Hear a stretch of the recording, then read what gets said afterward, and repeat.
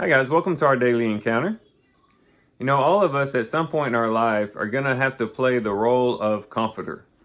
That is, we're going to have a friend, a relative, a coworker, some loved one who encounters some type of tragedy or crisis in their life. And we'll be called upon to minister to them and to be there, to comfort them and help them through that difficult time. And as we all know, there's a right way to do it and a wrong way to do it. And sometimes we choose the wrong way, not out of ill will or out of being malicious or anything like that. It's just that we don't know how to respond. And it is difficult to know how to respond because you don't know what they're going through, and you can't even imagine what they're feeling. And it's hard to come up with words to really bring comfort to them, and you feel like there's really nothing you can do to comfort them.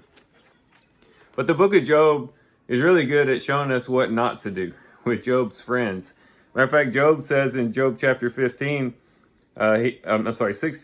he calls his friends sorry comforters there in verse 2. He says, I have heard many such things. Sorry comforters are you all. And in this immediate context in chapter 16, Job clues us into some of the reasons why he called them sorry comforters. And as we consider why they were called sorry comforters, we can then learn what it means to be a sorry comforter, and then hopefully then learn how to be a good comforter, how to really help people in those hard times. And one of the things that Job's friends did, as he brings out in the first part of that verse, is that they basically told him things he already knew. He says, I have heard many such things. And so this falls kind of in line with cliches.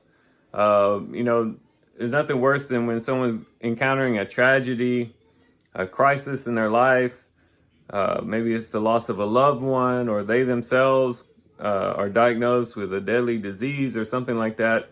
And then to have someone come up to them and just throw out these cliches, these words, or bring to them things that, aren't really helpful, things that they already know, and try to somehow bring comfort in that type of way.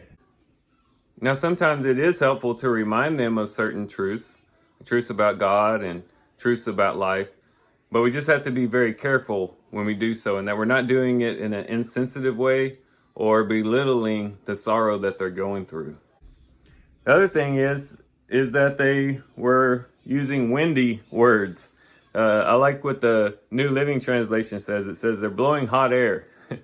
These windy words, that is, these vain words, empty words, really no real substance. They're not really helping the situation. And this could fall in line with those who come to those who are in sorrow, those who are mourning, and just come to them with a bunch of trite phrases, maybe just throwing verses at them randomly, and not really being helpful. Just kind of throwing out empty words to them, just speaking just for the sake of speaking, and not really helping the situation. And the third thing that they did was they were filled with statements that were easy for them to say, given their situation. And that's what he goes on to say in verse 4. He says, I too could speak like you. If I were in your place, I could compose words against you and shake my head at you. In other words, it's easy for you to say, standing over there where you are, you're not going through what I'm going through.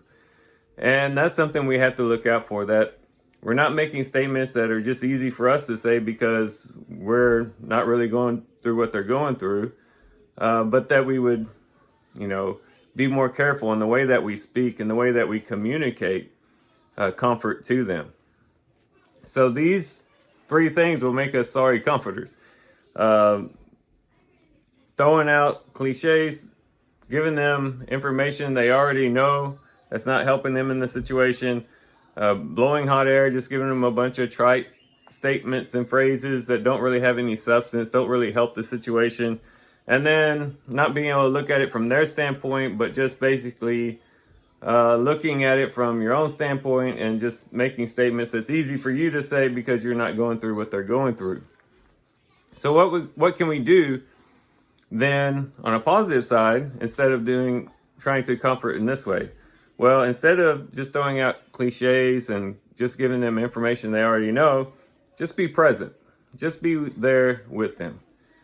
Sometimes there aren't words that you can say, but just being there with them, being present with them, and just sitting quietly with them while they're mourning will be way more beneficial than any words that you can speak.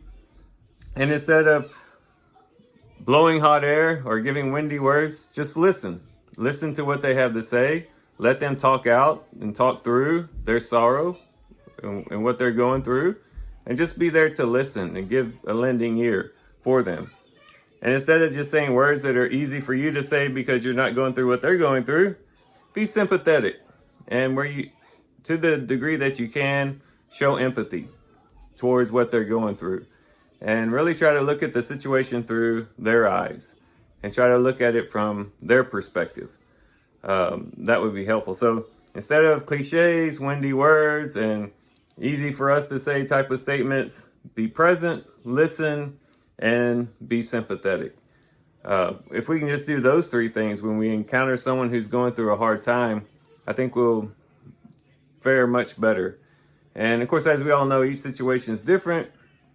Every person that we contact who's going through a difficult time might have different needs, but I do believe if we just have these three things, they can be the foundation of giving good comfort. Again, being present, listening to them, and showing sympathy towards them.